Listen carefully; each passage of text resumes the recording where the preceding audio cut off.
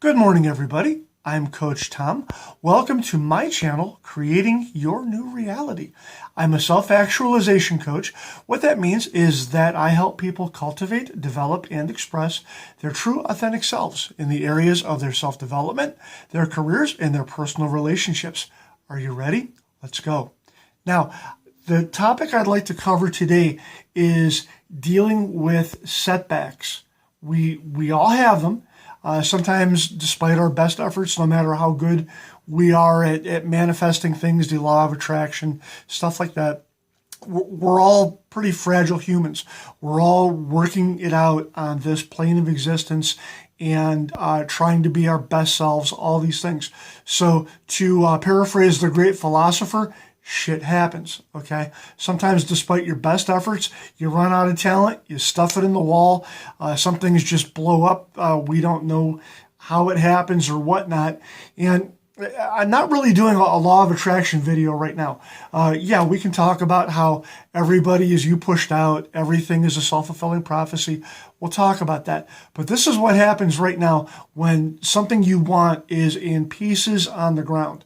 To paraphrase an old James Taylor song, you just find yourself, man, I've got a shit sandwich and it's all over the floor. I can't even pretend to enjoy it because I dropped it and it's a big mess. What do I do? So here's what you have to remember. You got to remember that you're in charge of your thoughts, okay? You're in charge of your reactions. You are in charge of what you do next, okay? Now, you got to get that right because you could always make the wrong choice. You could really just go ahead and fall back into habits of addiction, whether that's Facebook, internet porn, drinking, drugs, anything like that. These things that take us away from facing our reality and helping us self-medicate. We self-medicate with toxic people. We self-medicate with patterns that we're used to because, oh my God, something blew up. I need to make my life approximate what I used to have or I'm not going to be happy. I have to cling onto this thing. All these different ways we can really fuck ourselves up. Pardon my French. But the point is that you're in charge of everything and you got to do different things. You have to look at this reaction. Where is it going to take me? And I'm very fond of saying that you have to choose a better reaction. You have to sit and think, and it's okay to take a minute. Think, whatever I do next, is it going to take me farther away from my goal, or is it going to take me toward my goal?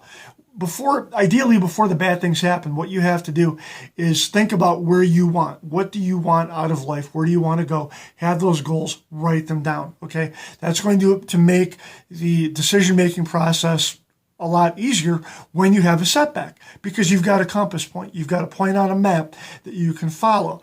Now, the important thing is that you have to guard your mindset. You have to actually stand up and think, you know what? I need to make a better choice. I need to handle this differently because what happens is, again, we immolate ourselves. We wreck ourselves. We make even dumber choices because bad things happen and we don't really know why. All we do is cry. It's okay to take the time to sit in the anger, sit in the humiliation, sit in the fear of what happens next. Just chill out a minute. Be good to yourself.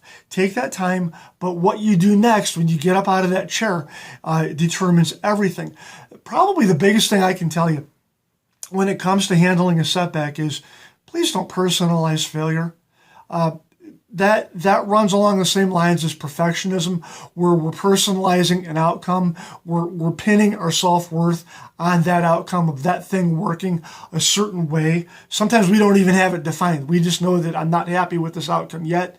And this is where we really fuck ourselves up because a lot of times when we have a setback, it's just a bridge, okay? It's part of the bridge of incidences that's getting you to where you want to go. But you're looking at that one thing instead of keeping your eyes high and on the prize. You look at this one thing that didn't work out and you conclude, oh my God, none of this is working for me. I better throw all this in the garbage can. And you can't do that. You have to look and say, okay, I'm still moving forward towards my goal. And that's going to make you at least be satisfied that you're moving forward, if not being happy.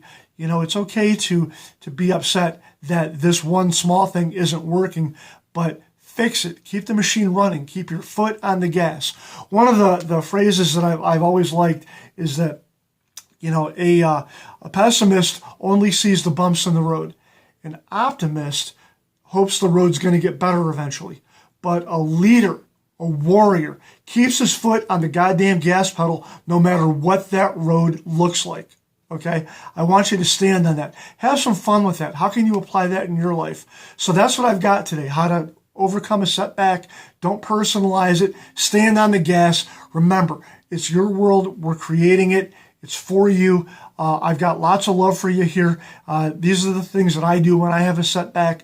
So hit me on the socials. Follow my pages. Hit my website. Subscribe, like, share. I love you guys. Thank you so much for being with me this morning. And you have a great day. I love you. Bye-bye.